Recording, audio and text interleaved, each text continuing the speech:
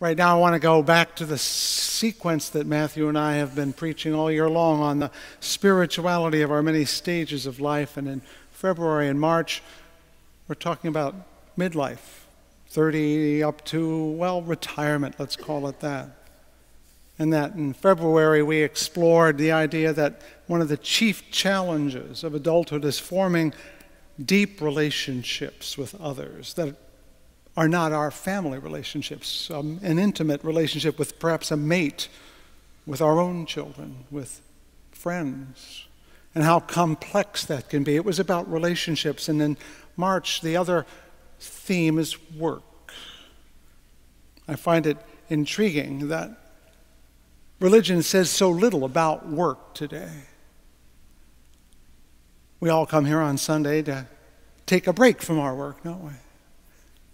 I know, and I have been told this many times, that for many years, and conceivably even now, church, whatever that means, was one of the few places where a, quote, housewife could actually get an hour where she wasn't tied to her house or her mate or her children, which is one of the reasons why women have been so vigorous in church life. It was one of the places where they could be women and not wives or mothers or cleaning help. I understand that. I also know that work is hard. And yet the reality is that we spend upwards of half or more of our waking lives on it from the time we become grown to the time we retire.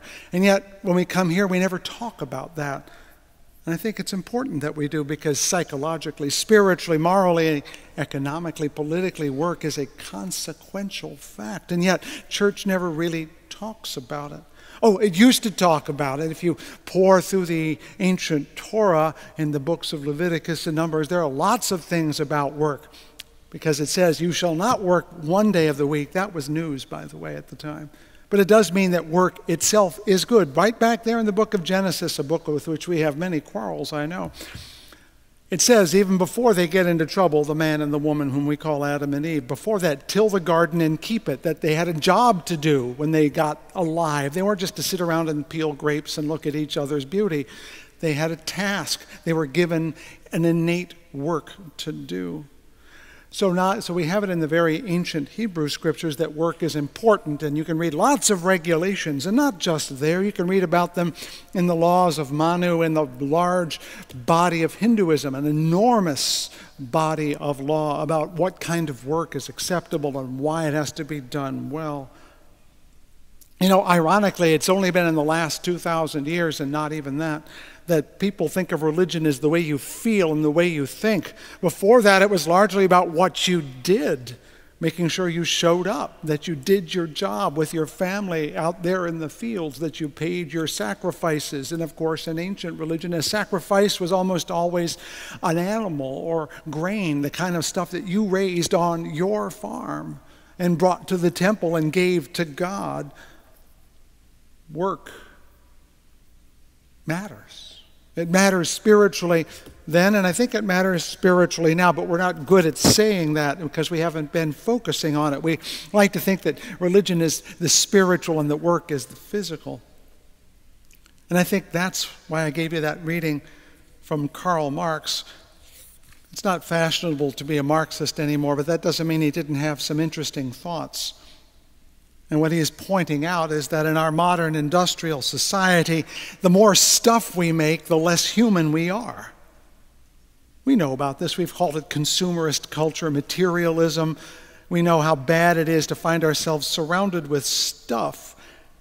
Marx called this the theory of alienation of work from the worker, that the wage earner, how many of you actually draw a paycheck? That makes you a wage earner whether you push a pencil or a cart.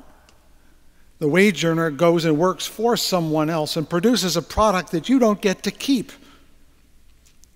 It goes to someone else who goes to someone else, and eventually a little money that person gets trickles back to you.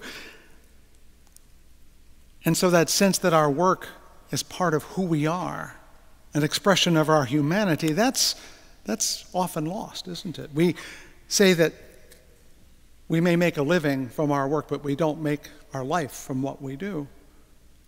But shouldn't we? Don't we want that? We all want work that's real, and that means really human work too. And it's very hard to find these days, in part because our modern life, with its conveniences, its industrialization, its efficiencies, which have benefited us tremendously, has also taken away from us the sense that our work belongs to us. It now belongs to our boss or our company, and we get paid for it. But that money we get, do we use it to feel more human? No, generally we tend to accumulate it so we can buy stuff, and suddenly, as we've discovered late in our lives, I don't know if you've been in my basement, you'd better not have been in my basement, I have way more stuff in there than I have life down there. Anyone have a basement like that? Okay, you know what I mean. That we have participated in a very wealthy, accomplished, rich culture that gives us stuff, but it may not give us life. Harry Emerson Fosdick, in a great hymn that we sing from now and then, what is it? Wonder Still the World Shall Witness, I think, talks about us being rich in things and poor in soul.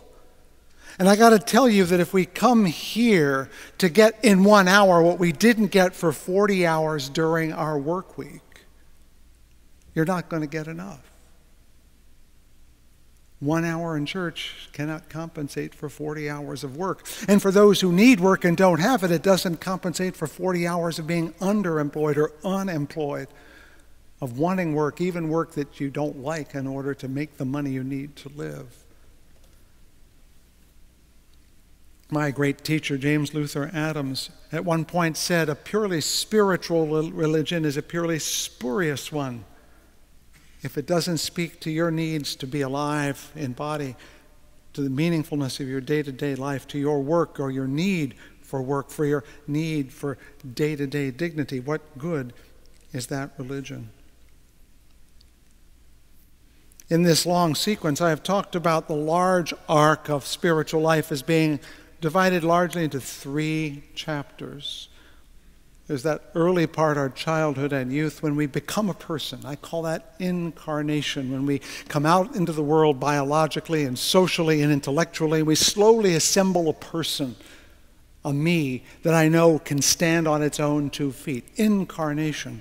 And I'm talking about this second part of our lives, to borrow a Catholic term, as transubstantiation, turning our person into a purpose.